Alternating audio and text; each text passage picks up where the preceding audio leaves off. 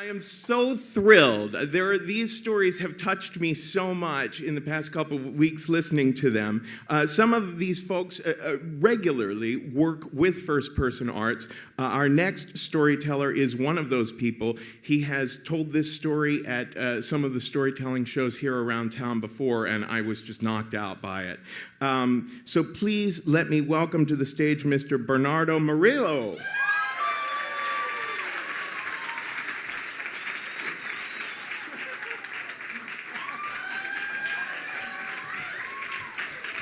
Hey, good night. So I just gotta say that this idea of sharing a personal story with 350 persons is bullshit. Talk to your therapist.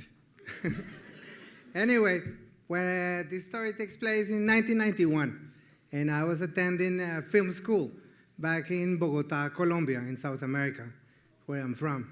And it was a very, very exciting, thank you, very exciting time of my life. And one of the big things that was happening to me was that I had been presented with the opportunity to come to the United States and finish my studies here.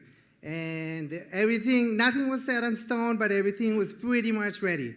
And it was almost official that I was going to be able to come to the States and finish my film studies here. So I was just thrilled, and I was terrified as well because it wasn't sure that it was going to happen, and I still have to make sure I kept doing what I was doing down there just in case it didn't come through. And I was kind of like, every day that I got out of the house, I was like, oh, I hope nothing happens. I can't have an accident. I can't spend too much money. Everything was very stressful. And one of the things that was happening in the school, too, because it was an incredible school, was that there was the students in the university were part of the art scene. Like, once you went to the school, like the teachers and everybody would like push you to become part of the artistic community. So you were shown in galleries and you were being reviewed up in the newspapers, and you were kind of like tapping into like the local community of artists, the national community of artists.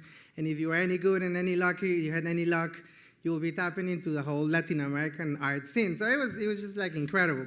And there was a group of women in my class that were, yeah, women. And they were developing a lot of art, and they were very active and very prolific, and they were getting a lot of responses from the art critics and the galleries, and they were putting up shows and performances, and they were amazing. Everything that they did was great. And one of the spokespersons for that group of women was this woman called Diana. And so everybody was attending to every lecture that they give and reading every essay that they publish and going to every show that they put together. And every time that they were there, they would do a little speech, and Diana was kind of like the spokesperson. And every now and then, like, I noticed that she would be like talking to me, throw me like a little glance, and I was like, whoa, but I'm going to the United States. God damn, what's going to happen? So I just kept a low profile. I decided I'm not going to do anything because I can't get involved in anything right now. I'm too busy. Everything is too crazy. So I kept to myself, and I was coming out of school, heading back home, and boom, I ran into Diana, and she's hanging out with this guy, Jorge, who was also in the school. And she says, what are you up to? I said, no, nothing. What are you guys up to? I was like, let's go get a cup of coffee.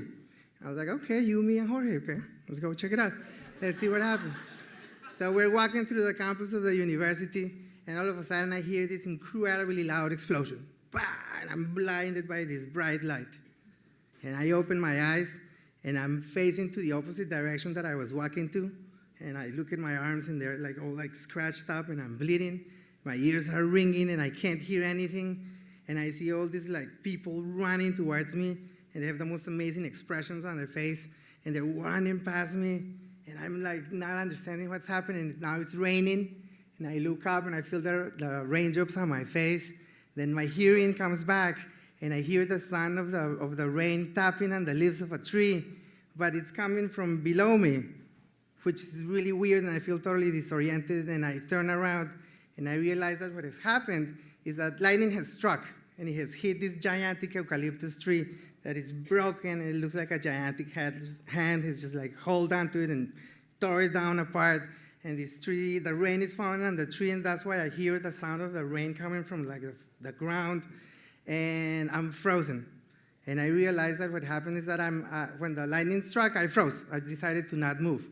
This guy, Jorge, like bolted backwards. And Diana decided to run, and she got hit by the tree. And everybody's running, and like all the students are like trying to move the tree and get her out of there. And I see her like drifting away in this tree that slowly is kind of trying to like get himself up back to position, and it's a big eucalyptus tree, and it smells delicious, and it's like the most beautiful thing I've ever seen, and I don't know if I'm paralyzed by the beauty of it or by the horror of it. And I see Diana tumbling there in the leaves, and then they move the tree up, and she stands up, and she looks kind of pale, and she's like, "Oh, whoa, I don't feel too good." And she bends over like this, and there's this big branch coming out from her back, and there's this guy standing behind her, and he's got like this awful expression on his face, and he's kind of trying to like reach out to the branch, like not knowing what to do, and like he grabs the branch, and she collapses, and this guy's left holding this branch. He looks like he's just gonna die, and everybody freezes. And for some reason, I unfreeze at that moment, and I'm looking at everything that was kind of coming towards her, like as if she was the epicenter of this like gigantic explosion of energy. It was coming out of like that hole in her back, but now everything stops, and I'm like, and I unfreeze. And I walk to her, and I give like the 10 steps, the 10 most assertive steps that I've ever given in my life. And I walk up to her, and she's falling down, face down, her shirt is up, and I can see her kidney, and I can see, or I don't know what it is, something red there that is moving, and I see the bone on her spine. And I just, all I can think is about the future of this woman. Like, this is a woman with like an incredible future ahead of her, and I'm just compelled to lift her up. And I'm thinking, half of my brain is thinking, you gotta get the fuck out of here before the police comes. And the other half is going towards her to pick her up. And I did something that I've never done before, and I've never been able to do it again, which is I lifted her up like in the movies. And then we started running towards the hospital. And she smelled of eucalyptus, and it's this beautiful woman that like I'm holding, and I don't understand how I'm doing this. And I can see the veins on my arms are like popping out like I'm working out for years or something. And we're running through the city, and people are chaperoning, and just the idea of people helping you out in a city like Bogota is like very strange feeling. And I already saw them trying to move the tree out of the way, and now they're running next to me, like holding the cars in traffic. And it's just not the common thing that happens in there, because it's a tough town, and it's like every man for itself down there. So, and we're trying to hail a cab, and nobody wants to stop and help us.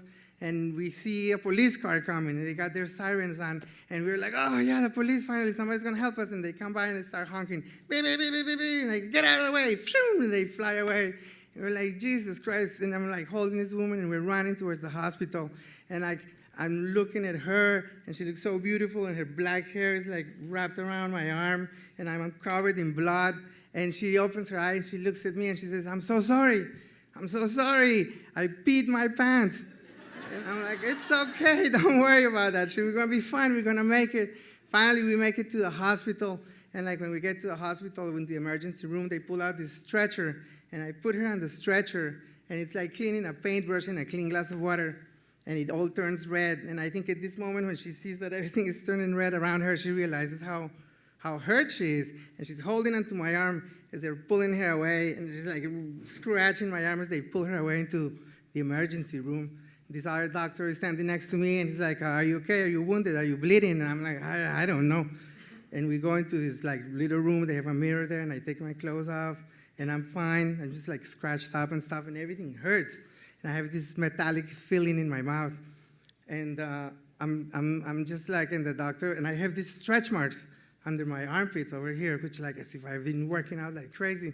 And it's just looking at myself and not recognizing myself. And then it ends up that she's fine. A couple of days later, I come to visit her in the hospital, and I go up there, and I say, I want to see Diana Camargo, and they say, no, she's only family can go in and stuff, but if you give me your name, I'll write it down and make sure the family knows that you came to visit. And I say, oh, my name is Bernardo. And then this guy pops up and is like, you're Bernardo? And it was her father. And he was like, you want to go in, man? You're like, thank you so much, just go in. So I walk in, and she's lying down there, and she's asleep, and she's got like a broken leg and a broken arm, broken ribs. Then I hear that like this branch went right through her back, and it was like a miracle, like it went in between her kidney and her spine. And if she had gotten a little bit to one side, it would have been like paralyzed, and if it went a little bit to the other side, she would have had kidney punctured. And I'm just standing there, like quiet, kind of looking at her for 5 minutes. She's totally out. And then I walk out, and like a couple of days later, the whole thing came together with coming to the States, and I left. And I came to the USA. And I never heard from her again, and I never knew what else happened. And years went by. I always thought about her. And then, like 12 years later, I found out that she had become a big-time film producer. And she was involved in a film that was called Maria Full of Grace. So somehow through the web, as a producer, I found her email, I shot her an email, and I said, hey, congratulations, looks like you're doing great. And she wrote back to me, and she said, no way, I can't believe you showed up. Like, I reappeared, and she said, I'm gonna be in New York for the premiere of the film. Why don't you come up? So I was like, sure, I'll be there. So I went up to New York, and I showed up. It was like this big premiere down in Manhattan, and I went to the theater, and I got my ticket, and they treated me like a king. I was like, oh, I'm Bernardo Mandales, and they were like, oh, Bernardo was like the They had all these like fancy-looking women hanging out with me, going like, would you like a drink? Would you like some chips? You know, oh. They walked me up to a balcony. Then the movie was over, and they said, we're assuming you're going to the after party. And I was like, yeah, sure, how do I get there? And I was like, oh, there's a car ready for you. I was like, wow. So there was this big limo for me, and I'm like, took the limo to HBO Studios, and it was just like a fantastic evening. And I was still thinking, you know, this is gonna be like the craziest night of her life. I'm probably not gonna be able to see her. And then I found her there, and we just kind of like looked at each other, and like she grabbed my face, and I grabbed her face, and everybody wants to know what she said, and she didn't say shit, and I didn't say. We just like looked at each other like, hey, and it was the second time I saw her in 12 years. And then she went back to South America, and I kept living here, doing my thing. And like a couple of years ago, she showed up again. Her husband had passed away.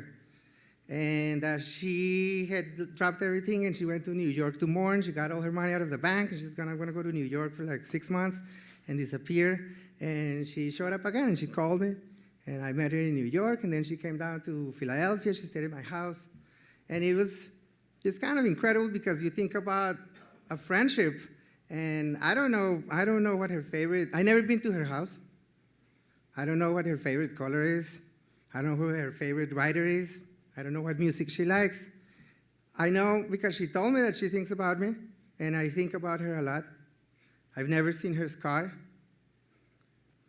And it was a beautiful thing to have a friendship that is based on this weird kind of acquiescence.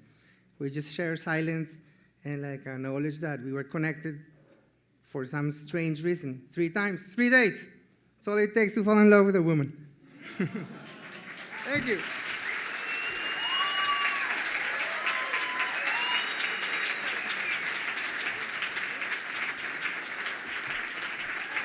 Bernardo Murillo.